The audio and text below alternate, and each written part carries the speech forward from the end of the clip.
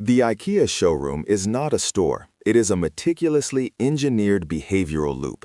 This design, known as a forced path or single-directional flow, immediately eliminates choice paralysis by dictating movement. The average customer traverses 90% of the available inventory, a metric unattainable in open-plan retail. This exposure maximizes the probability of impulse purchases, specifically low-cost, high-margin items placed strategically along the route, often referred to as small-land items. The psychological mechanism at play is commitment and consistency. Once the customer invests time navigating the initial displays, they are less likely to abandon the journey, increasing tolerance for subsequent friction points. This spatial constraint is the primary driver of IKEA's high conversion rate relative to foot traffic, fundamentally altering the perceived cost of browsing. The forced path leverages the Gruen Transfer, a phenomenon where the environment is designed to disorient shoppers, making them susceptible to impulse buying. By removing external reference points and creating a continuous, winding path, cognitive load increases, shifting decision-making from rational planning to emotional response. The layout is segmented into distinct, fully furnished room sets, utilizing environmental immersion to facilitate visualization of product integration into the home. This technique, known as vignetting, establishes aspirational context, driving perceived value beyond the functional utility of the item. The path ensures that every major product category is encountered sequentially, preventing premature exit based on finding the primary intended purchase. Path width and ceiling height are dynamically manipulated to control flow velocity. Narrower sections and lower ceilings create psychological bottlenecks, forcing proximity to display tables featuring high-margin accessories like textiles and kitchenware. Conversely, open areas, such as the living room sections, provide necessary decompression zones, mitigating shopper fatigue before the next high-density segment. The placement of directional signage is intentionally minimal, reinforcing reliance on the prescribed route. This deliberate friction ensures maximum dwell time, directly correlating with increased average transaction value. The design is optimized for right-hand bias, positioning key promotional displays to the immediate right of the flow direction. The primary financial metric optimized by the maze is the capture rate of secondary purchases.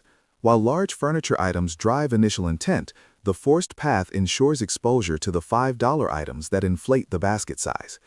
Data analysis shows a direct correlation between distance traveled and total spend. The system effectively front-loads the emotional investment, time spent browsing, before the transactional phase in the self-service warehouse. This investment makes abandoning the purchase feel like a loss of sunk cost, a behavioral economics principle known as the Endowment Effect, further boosting conversion rates at the checkout. IKEA must legally provide shortcuts and emergency exits, but these are strategically obscured or minimized. Shortcuts are often placed near high fatigue points, allowing targeted escape for customers who have already committed to a major purchase and need to bypass the remaining accessory sections. These bypasses are typically narrow, poorly signed, and require active searching, ensuring that the default behavior remains following the main path. The placement of these exits is a calculated risk assessment, balancing regulatory compliance against the commercial imperative of maximizing exposure. They function as a pressure release valve, preventing complete customer frustration and store abandonment. Digital tools are increasingly integrated to mitigate the inherent friction of the maze. The IKEA app functions as a digital map overlay, providing real-time location tracking and allowing customers to bypass sections based on their pre-selected shopping list. Inventory lookup terminals, strategically placed at transition points, reduce the need for staff interaction and confirm product availability before the customer reaches the self-service area. This omni-channel approach acknowledges that while the physical path drives discovery, digital tools are necessary to streamline the fulfillment process, especially for time-sensitive shoppers, thereby reducing cart abandonment due to logistical frustration. The path utilizes non-visual sensory cues to enhance the shopping experience. Ambient scent diffusion, often mimicking baked goods near the cafe or fresh linen in the bedroom sections, creates positive affective states. Lighting design shifts dramatically between the bright, functional warehouse lighting and the warm, residential lighting of the showrooms, signaling transitions and reinforcing the home environment illusion. Soundscapes are carefully controlled. Low-frequency background noise masks external distractions, maintaining focus on the displays. This sensory engineering is designed to prolong the perceived pleasantness of the journey, counteracting the physical fatigue induced by the long walk. Fire safety regulations mandate clear, unobstructed egress paths, directly influencing the maximum length and complexity of the forced path segments. The design must ensure that the maximum travel distance to a fire exit remains within local building codes, typically requiring multiple, clearly marked emergency doors. Accessibility standards, particularly the Americans with Disabilities Act in the United States, dictate minimum aisle widths and ramp requirements, preventing the creation of excessively narrow or inaccessible bottlenecks. These legal constraints force designers to integrate safety features seamlessly, often disguising emergency exits as part of the wall structure or placing them adjacent to high-traffic service points. The restaurant is strategically positioned mid-journey, acting as a mandatory rest stop.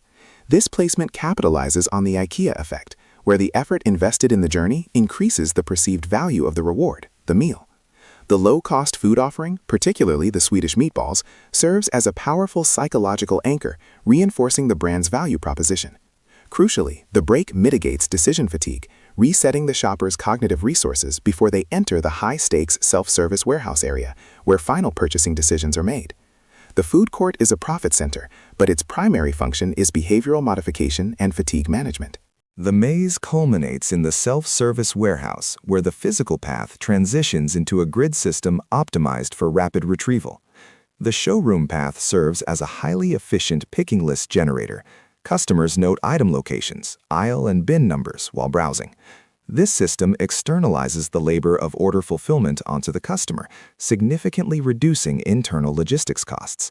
The final checkout queue is often long, but the perceived value of the items, enhanced by the preceding journey and the Gruen Transfer, minimizes abandonment at this final stage. The entire path is a sophisticated system of demand shaping and cost externalization.